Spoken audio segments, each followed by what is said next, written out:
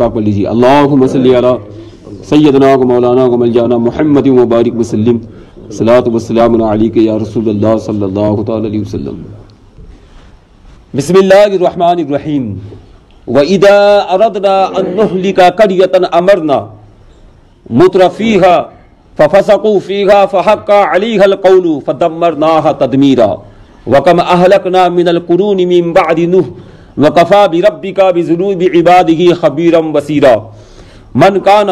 من كان يريد العاجلة عجلنا له فيها ما نشاء لمن نريد ثم جعلنا له جهنم يصلاها مذموما مدحورا۔ صدق اللہ العظیم۔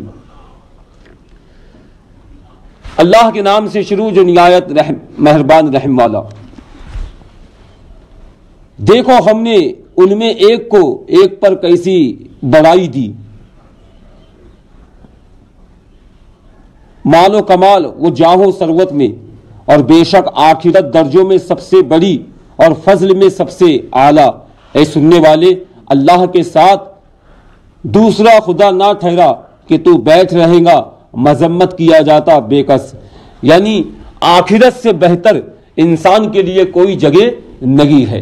اللہ تبارک و تعالیٰ نے دنیا سے زیادہ آخرت کو فوقیت دیا، اور تمہارے رب نے حکم فرمایا کہ اس کے سوا کسی کو نہ پوجو، اور ماں باپ کے ساتھ اچھا سلوک کرو اگر تیرے سامنے ان میں ایک یا دونوں بڑھاپے کو پہنچ جائے،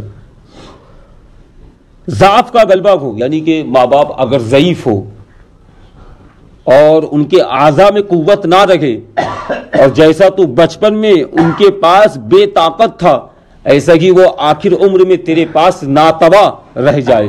یعنی جس طرح تو بچپن میں تھا کہ تیرے میں اتنی طاقت تک نہیں تھی کہ تو اپنے ہاتھوں سے روٹی کا ٹکڑا اٹھا کر منہ میں ڈالتا تھا، تجھے اتنا بھی شعور نہیں تھا کہ دودھ کی بوتل کو کیسے منہ کے اندر ڈالا جاتا ہے۔ یعنی جس نے تجھے شعور دیا، جس نے تجھے عقل دی کہ بیٹا یہ دودھ ایسے پیا جاتا ہے، یہ روٹی اٹھا کر ایسے کھائی جاتی ہے، تو جب انہوں نے تجھے سب کچھ سکھایا، اب جب وہ ضعیفی کی حالت میں ہے، وہ ناتوا ہو چکے گئے، تو اب قرآن مجید کے احکام کے مطابق تیرا کام یہ ہے کہ تو ان کے ساتھ حسن سلوک کر جب وہ بڑھاپے کو پہنچ جائے۔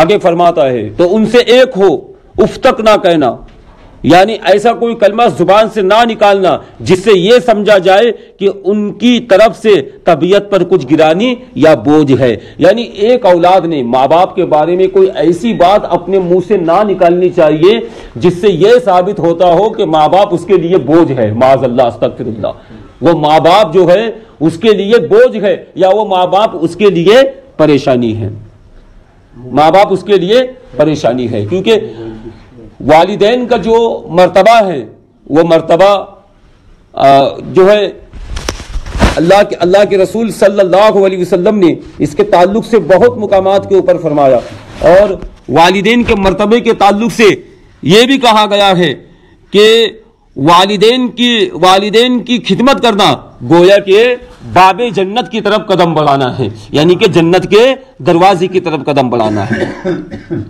آگے فرماتا ہے اور انہیں نہ جھڑکنا اور ان سے تعظیم کی بات کہنا۔ تعظیم کی بات سے مراد کیا ہے کہ اور حسن ادب کے ساتھ ان سے خطاب کرنا۔ مسئلہ ماں باپ کو ان کا نام لے کر نہ پکارے، یہ خلاف ادب ہے اور اس میں ان کی دل آزاری ہے، لیکن وہ سامنے نہ ہو تو ان کا ذکر نام لے کر کرنا جائز ہے۔ مسئلہ ماں باپ سے اس طرح کلام کرے جیسے غلام و خادم اپنی آقا سے کلام کرتا ہے، یعنی اولاد اپنے ماں باپ سے بات ایسی کرے جس سے یہ پتا چلے گویا کہ آپ کسی بادشاہ سے بات کر رہے ہو، آپ اس کے غلام ہیں اور وہ آپ کا بادشاہ ہے، اور آپ غلام ہو کر کسی بادشاہ سے بات کر رہے ہو۔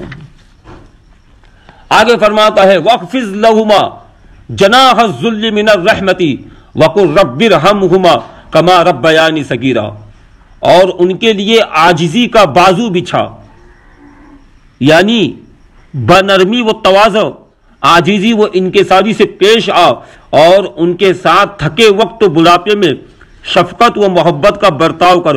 انہوں نے تیری مجبوری کے وقت بچپن میں تجھے محبت سے پرورش کیا تھا، اور جو چیز انہیں درکار ہو وہ ان پر خرچ کرنے میں دریغ نہ کر. یعنی جو چیز انہیں لگے تو خرچ کرنے میں دریغ نہ کرو. یعنی سوچو مت کہ ماں باپ کے لیے مجھے کیا خرچ کرنا پڑ رہا ہے اور ماں باپ کے لیے کتنی دولت میرے پاس سے چلی جا رہی ہے، اتنا مت سوچو. اگر ماں باپ کے اوپر جتنا پیسہ لگتا ہے لگانے کی کوشش کرو. اللہ کی ذات سے امید ہے کہ آج اگر ماں باپ کے اوپر پیسہ خرچ کرنے سے اگر پیسہ خرچ ہو جاتا ہے، اللہ کی ذات سے امید ہے کہ اللہ آگے اس کے مال میں اور زیادہ اضافہ عطا فرمائے، اللہ اور زیادہ اس کے مال میں برکت عطا فرمائے. نرم دلی سے اور عرض کر کے اے میرے رب تو ان دونوں پر رحم کر جیسا کہ ان دونوں نے مجھ پر میری چھوٹی عمر میں مجھ پر رحم کیا، مجھے پالا. یعنی تو ان کے اوپر ایسے رحم کر جیسے چھوٹی عمر میں انہوں نے تجھے پالا. مدعا یہ ہے کہ دنیا میں بہتر سلوک اور خدمت میں کتنا بھی مبالغہ کیا جائے لیکن والدین کے احسان کا حق ادا نہیں ہوتا. اس لیے بندے کو چاہیے کہ بارگاہ الہی میں ان پر فضل و رحمت فرمانی کی دعا کرے اور عرض کرے یا رب میری خدمتیں ان کے احسان کی جزا نہیں ہو سکتی تو ان پر کرم کر کہ ان کے احسان کا بدلہ ہو. مسئلہ اس آیت سے ثابت ہوتا ہے کہ مسلمان کے لیے رحمت اور مغفرت کی دعا کرنا جائز ہے اور اسے فائدہ پہنچانے والی ہے. یعنی کسی مسلمان کے لیے دعائے مغفرت کرنا یا اس کے لیے ایصال ثواب کرنا یہ جائز ہے. مردوں کے ایصال ثواب میں بھی ان کے لیے دعائے رحمت کی ہوتی ہے، لہذا اس کے لیے یہ آیت اصلی ہے. اور اس سے یہ بات پتہ چلتی ہے کہ والدین کافر ہو تو ان کے لیے ہدایت و ایمان کی دعا کرے، یہی ان کے حق میں رحمت ہے. حدیث شریف میں ہے کہ والدین کی رضا میں اللہ تعالیٰ کی رضا اور ان کی ناراضی میں اللہ تعالیٰ کی ناراضی ہے. حدیث شریف میں ہے والدین کا فرما بردار جہنمی نہ ہوگا اور ان کا نافرمان کچھ بھی عمل کرے وہ گرفتار عذاب ہوگا. یعنی جو شخص والدین کی نافرمانی کرے چاہے وہ کتنے بھی عمل کرے لیکن وہ شخص عذاب میں گرفتار کیا جائے گا. ایک اور حدیث میں ہے سید عالم صلی اللہ علیہ وسلم نے فرمایا والدین کی نافرمانی سے بچو اس لیے کہ جنت کی خوشبو 1000 برس کی راہ تک آتی ہے اور نافرمان وہ خوشبو کبھی بھی نہیں پائیں گا. یعنی جنت کی جو خوشبو ہے وہ اتنی تیز ہے کہ وہ 1000 برس کی راہ پر بھی سنگائی دیتی ہے، لیکن جو والدین کا نافرمان ہوگا وہ جنت کی خوشبو تک بھی نہیں پائے گا. نہ قاطع رحم، نہ برا زناکار، نہ تکبر سے اپنی ازار ٹخنوں سے نیچے لٹکانے والا. یعنی یہ جو لوگ ہیں جن کے بارے میں کہا گیا ہے کہ جنہیں جنت کی خوشبو کبھی نصیب نہیں ہوں گی، تو قاطع رحم کون ہے؟ قاطع رحم وہ شخص کہ جو رحم مادر کے اندر کی اولاد کو جو ہے موت کی نیند سلا دے، مطلب حمل کو ضائع کر دے یا اولاد کو موت کی نیند سلا دے، تو وہ شخص کبھی جنت کی خوشبو نہ پائے گا. دوسرا وہ شخص کہ جو بڑھاپے میں زنا کرتا ہے، بڑھاپے میں زنا کرنے والا کو وہ شخص کہ وہ اللہ تبارک و تعالیٰ اس کو جنت کی خوشبو تک بھی نہیں عطا فرمائے گا. اور تیسرا وہ شخص ہے جو تکبر سے اپنے پاجاموں کو ٹخنوں سے نیچے لٹکانے والا ہو.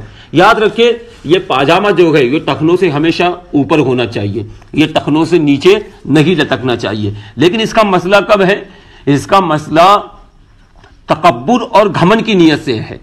اگر کوئی شخص اپنا پاجامہ تکبر اور گھمن کی نیت سے اگر ٹخنوں سے نیچے لگتا ہے تو ضرور وہ شخص عذاب جہنم کے اندر گرفتار کیا جائے گا اور وہ شخص جنت کی خوشبو بھی نہیں سونگھ پائے گا.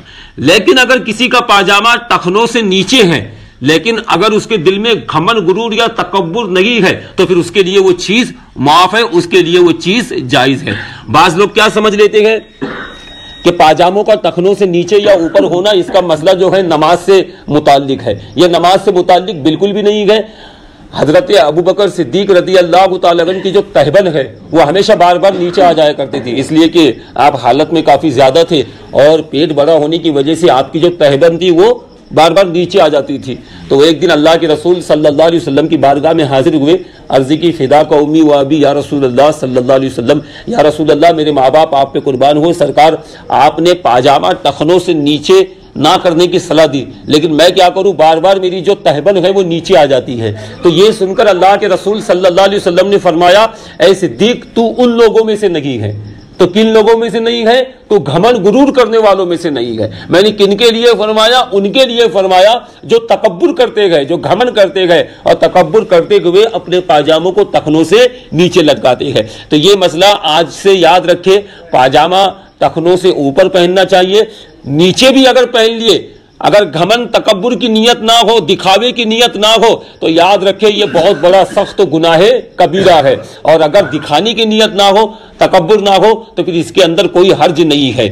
لہٰذا اس مسئلے کو یاد رکھے۔ اللہ تعالیٰ سے دعا ہے کہ جو کچھ درس بیان ہوا ہمیں اور آپ کو اس پر عمل کرنے کی توفیق عطا فرمائے۔ السلام علیکم۔